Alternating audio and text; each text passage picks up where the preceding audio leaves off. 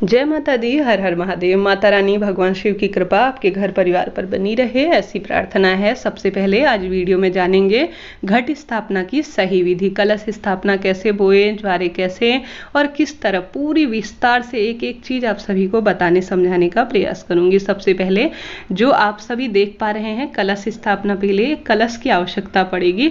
आप तांबे का या पीतल का ले सकते हैं, तांबा सबसे उत्तम माना जाता है। आप चाहें तो मिट्टी का भी ले सकते हैं। आपको कंठ तक साफ स्वच्छ जल भर लेना होगा और उसमें गंगा जल मिश्रित कर लीजिए, जैसे आप देख पा रहे हैं। इसके बाद इसमें डालने के लिए कलश के अंदर जो सामग्री चाहिए वह चाहिए पुष्प, अक्षत, 1 रुपया, हल्दी की गांठ और सुपारी। इसके अलावा कई लोग इसमें दुर्वा डालते हैं या पंच औषधि या सप्त औषधि, जहां पर पूजा पाठ का सामान मिलता है वहां पर यह चीजें मिल जाती हैं। आप चाहें तो वहां से ले सकते हैं, नहीं तो सामान्य तौर पर इस तरह से भी आप वरुण देव का स्मरण करते हुए, यह वरुण देव जो है इसमें स्थापित माने जाते हैं, शक्ति स्वरूपा इसमें स्थापित मानी जाती हैं। तो वरुण देव का आवाहन करते हुए, उनका स्मरण करते हुए इसे आप सारी चीजें जो है, या कोई विशेष मंत्र, सामान्य तौर पर गायत्री मंत्र या माता रानी का कोई मंत्र जो है निरंतर मुख से निकालते रहें और कलश स्थापना का पूरा विधान करें। इस तरह से जो है आप सभी इसे तैयार कर लीजिए। अब माता रानी की प्रतिमा जहां पर है उसके दाहिने हाथ की तरफ माता रानी के आप सभी को कलश स्थापना करनी होगी। छोटी छोटी चीजें बहुत महत्वपूर्ण रखती हैं। अब आप सभी कलश स्थापना कर रहे हैं, तो यह पहला तरीका है कलश स्थापना का जो मैं आप सभी को बता रही हूँ। 2 तरीके से जानेंगे। आप सभी को अष्टदल कमल का निर्माण कर लेना होगा। साफ स्वच्छ आपको चावल ले लेने होंगे या गेहूं से भी बना सकते हैं, कोई दिक्कत की बात नहीं है। आप चाहें इन चावलों को रंग भी सकते हैं। देखिए, पूजा छोटी सी हो उसे छोटे रूप में किया जा सकता है, बड़े स्वरूप में भी उसी पूजा को किया जा सकता है। तो भगवान का निरंतर कोई ध्यान करते हुए, माता रानी के कोई भजन गाते हुए, सुनते हुए इस कार्य को करेंगे तो बहुत आनंदित महसूस करेंगे। इस तरह से उंगलियों की मदद से 8 लाइन बना लीजिए और उसके बाद जो है इस तरह से उन्हें फूल की आकृति देते हुए इसे अष्टदल कमल कहा जाता है। इस तरह से अष्टदल कमल का निर्माण यह हो चुका है।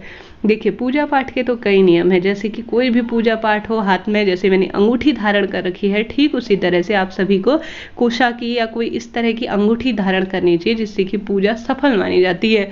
आप चाहेंगे तो मैं बहुत विस्तार से पूजा के नियमों का आप सभी को वीडियो बना के दूंगी। इस तरह से जो है आपने वह तांबे का या जो मिट्टी का ले रखा है या कांसे का ले रखा है वह स्थापित कर देना होगा। इस तरह से स्वास्तिक इत्यादि का निर्माण करते हुए यह हमने कलश स्थापना की विधि कर दी। आप सभी को मन ही मन माता रानी से स्मरण करना है कि हे मां मेरे घर पर पधारिए।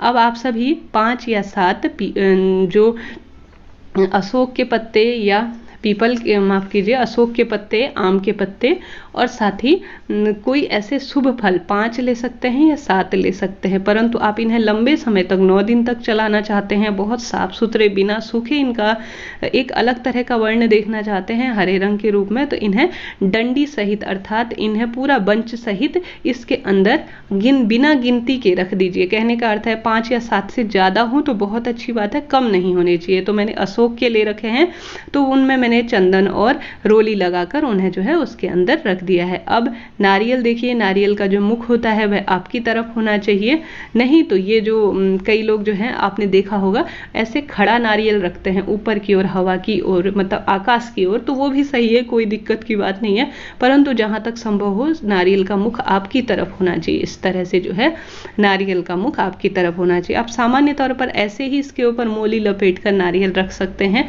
और अधिक सुसज्जित करना चाहें तो इसके ऊपर चुन्नी लगाकर इस तरह से 3 बार मोली आप सभी को लपेट कर इसे स्थापित कर देना होगा। ये देखिए 3 बार हमेशा हाथ में हो या किसी भी चीज में, भगवान को भी अगर आप किसी को रक्षा सूत्र बांध रहे हैं तो 3 बार लपेटा जाता है, तो यह पूरी सही विधि मानी जाती है। देखिए कलश स्थापना की, देखिए कोई भी पूजा पाठ हो गलत उसे नहीं किया जा सकता। जिसका जितना ज्ञान होता है उसी के आधार पर वह अपनी पूजा पाठ संपन्न करता है और वह सही भी होती है। भगवान सच्चे भाव सच्ची पूजा को देख रहे होते हैं, विधान इसमें बहुत कम महत्वपूर्ण रखता है।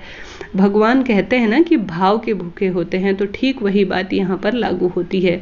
तो इस तरह से यह एक कलश स्थापना की विधि हो गई। अब आप इसे थोड़ा सा अक्षत, चावल इत्यादि से भगवान का आवाहन करते हुए इसके ऊपर पुष्प समर्पित कीजिएगा। आप चाहें तो फूलमाला भी अर्पित कर सकते हैं, जैसे मैं कर रही हूँ। अब यह एक तरीका हो गया कलश स्थापना का। कई लोग इसे इस तरह से कर सकते हैं। आप इसके ऊपर कलश स्थापना नारियल को न रखते हुए दीप कलश स्थापित करना चाहते हैं तो वह थोड़े दिनों की पूजा, जैसे सुबह से शाम तक की पूजा होती है, उसके लिए कर सकते हैं। दीपक लगाया जाता है, यह भी सही माना जाता है। चाहे तो नारियल इत्यादि, माता रानी की पूजा में तो नारियल ही रखा जाता है, तो आप उसे नारियल के रूप में ही रखें। अब यह एक तरीका हो गया। दूसरा तरीका आपने देखा होगा, खेतरी, ज्वारी इत्यादि बोए जाते हैं। किसी मिट्टी के बर्तन को आप सभी को पहली रात्रि से ही पानी में गला लेना होगा। गेहूं और जौ भी पहली रात्रि ही आप सभी को गला लेने होंगे। और दूसरे दिन जब आप ज्वारे बोएंगे या घट स्थापना करेंगे तो साफ स्वच्छ मिट्टी लेनी होगी और उसे जो है बीच में न रखते हुए, क्योंकि बीच में कलश स्थापना की जाएगी, इस तरह से जो है आप सभी को ज्वारे बो देने होंगे। रोज इसमें थोड़ा थोड़ा गंगा जल छिड़किएगा और धूप दीप इसे दिखाइएगा। इस तरह से जो है यह कलश स्थापना की दूसरी विधि है। घट स्थापना इसे कहा जाता है, अलग अलग भाषाओं में अलग अलग कहने का अर्थ है। अब यह ज्वारे बोने की विधि होती है, यह भी काफी शुभता के प्रतीक के रूप में जानी जाती है। गेहूं और जौ इसमें बोए जाते हैं। यह देखिए इस तरह से जौ और गेहूं बोए जाते हैं। तो ऐसे में इसमें भी यही करना है। पहले वाला तरीका भी सही है। अगर आप जो ये खेतरी अर्थात या ज्वारे अलग से बो सकते हैं, माता रानी के दूसरी साइड ज्वारे रख दीजिए और एक साइड कलश स्थापना कर दीजिए, कोई दिक्कत की बात नहीं है। दूसरे तरीके में आप चाहें थोड़ा सा चावल का आसन देते हुए, जैसे ये मैंने दिखा रही हूँ, ये तो सिर्फ आपको दिखाने के लिए वीडियो बनाया गया है।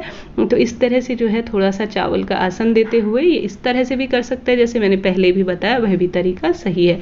इसके ऊपर आप सभी यह ज्वारे रख दीजिए और जो कलश स्थापना कर रखी है वह मिट्टी का बर्तन हो या कांसे का बर्तन हो, इसके बीचों बीच में स्थापित करते हुए पूजन कर दीजिए। और इसके साथ ही ज्वारे अर्थात खेतरी में भी जो हमने गेहूं और ज्वारे बो रखे हैं उसके कलश में भी हल्का सा चंदन और टीका और अक्षत लगाते हुए माता रानी का आवाहन करें। यह साक्षात माँ के स्वरूप सुख समृद्धि का प्रतीक माना जाता है। इस तरह से जो है हमने यह पूजा संपन्न कर दी। इस तरह से कलश स्थापना, घट स्थापना की यह सही विधि होती है।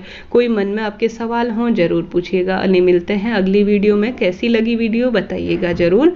माता रानी आपकी जरूर मनोकामना पूरी करे, ऐसी माँ से प्रार्थना है। हर हर महादेव, जय माता दी।